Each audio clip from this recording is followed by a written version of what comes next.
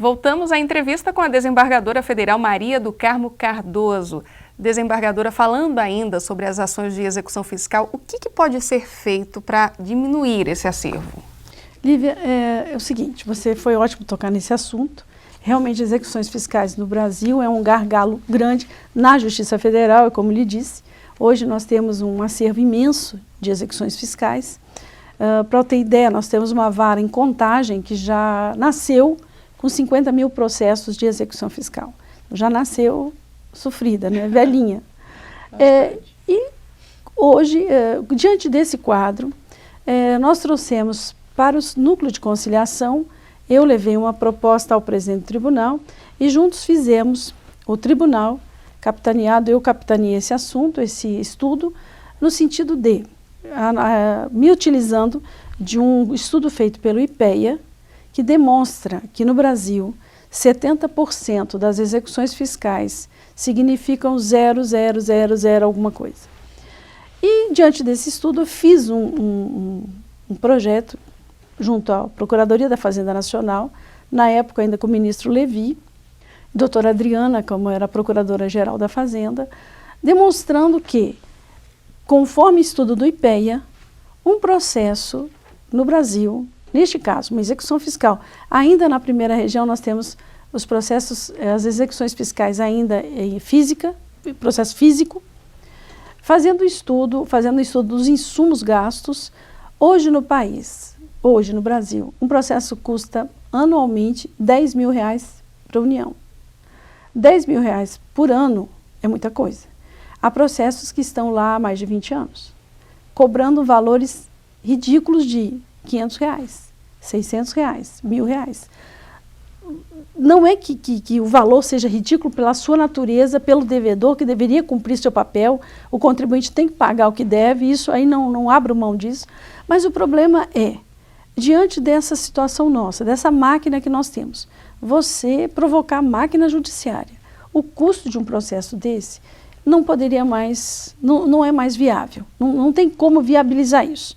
Ou seja, os processos que anteriormente estavam nas comarcas, porque antes da alteração da Lei 5.010, havíamos então a competência delegada.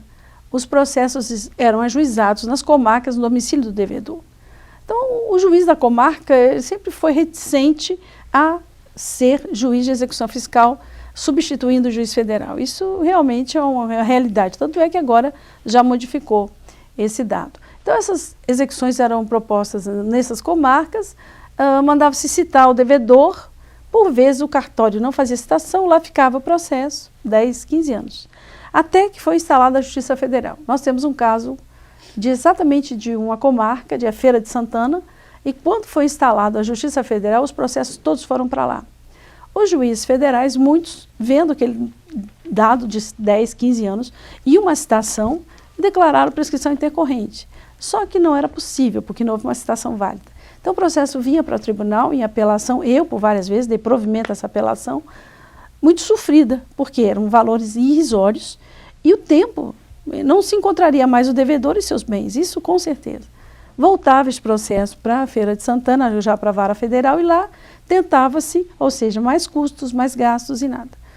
Então eu fiz esse trabalho no sentido de, como a Fazenda Nacional hoje tem um respaldo legal de não executar valores abaixo de R$20 mil, eu usei esse argumento para demonstrar que nós temos um acervo imenso de processos de menos R$20 mil e que teriam que ter uma solução. E não tem solução. Efetivamente, esses processos ficariam guardados nos escaninhos das varas até que completasse os 5 anos e que desse a prescrição intercorrente, por falta de citação, porque nós teríamos que fazer uma citação por edital, etc. e tal. Tudo isso, custos, ou seja, você coloca dinheiro bom em dinheiro ruim. E aí eu fiz esse estudo demonstrando fazendo essa análise técnica, que não é renúncia fiscal, não é. Isso chama-se economia para o Estado. E demonstrando a necessidade da Fazenda Nacional tomar uma iniciativa de extinção desses processos.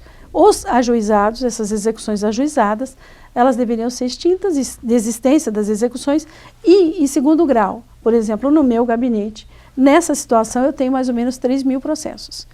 mais ou menos nessa situação, ou seja, eu fiz uma triagem prévia e outro dia convidei a nossa procuradora regional da Fazenda, a doutora Cristina Heller, que é uma pessoa magnífica, juntamente com o doutor Adriano, que também é procurador da Fazenda Nacional, e mostrei lá a minha triagem. E pegamos um processo aleatoriamente. Essa execução fiscal já era a terceira vez que estava vindo para o tribunal, e o valor dela de R$ 485, de 1998. Então, veja o custo desse processo para o Estado. E foi feito esse estudo, mas houve mudança no governo, etc. e tal. E agora, o ministro Meirelles, através da Procuradoria da Fazenda Nacional, baixou essa portaria, a portaria 502, em que a Procuradoria da Fazenda, já respaldado pelo novo governo, então revogou a portaria anterior, 294, e quanto ao contencioso judicial administrativo da Procuradoria da Fazenda Nacional, autorizando a desistência das apelações e a extinção. E já de antemão não recorrer nenhuma sentença que o valor seja menor de R$20 mil. Isso para o Brasil vai ser assim, um grande ganho, não só para o Brasil, mas pelo menos a prestação jurisdicional mais célere por parte dos procuradores da Fazenda, que têm execuções, cobranças a serem feitas de valores realmente expressivos. E que, como o corpo de procuradores do país é pequeno, não é um corpo grande de procuradores, é um corpo muito pequeno. Eu acho que a tendência é eles se voltarem para essas execuções vultuosas, de grandes devedores, que realmente precisam uma atuação mais firme. Ao tempo que temos que mudar a legislação na questão da cobrança desses tributos, para que o cidadão aprenda a pagar seus tributos, aprenda a cumprir sua obrigação, não é? Com esse projeto, com essa portaria da Procuradoria da Fazenda Nacional, vai ser muito importante, porque agora, possivelmente, vai haver uma grande diminuição nesse acervo. Eu fiz pelo núcleo de conciliação até da seguinte forma: como nessas execuções fiscais houve sentença do juiz extinguindo a execução fiscal por prescrição, etc. e tal, nessa situação que lhe falei, houve condenação de honorários. Então, eu entendo que pela conciliação eu posso isentar a Fazenda Nacional desses honorários, não é? Ainda que não tenha o devedor localizado, mas futuramente havendo esse título judicial favorável ao devedor, ou seja, pagamento desses honorários, ele poderá vir no futuro cobrar. Então, pela conciliação, nós vamos fazer um tipo de homologação em que extingue-se o processo sem pagamento de honorários. Então, é um estudo feito com muito lastro, com muito cuidado, não é renúncia fiscal. Isso deve ser muito bem deixado claro, e sim uma economia para o Estado. Ou seja, o Estado vai deixar de pagar R$10 mil por ano por um acervo imenso que não vai resultar em nada. E o Justiça para Todos vai para um rápido intervalo, voltamos já já.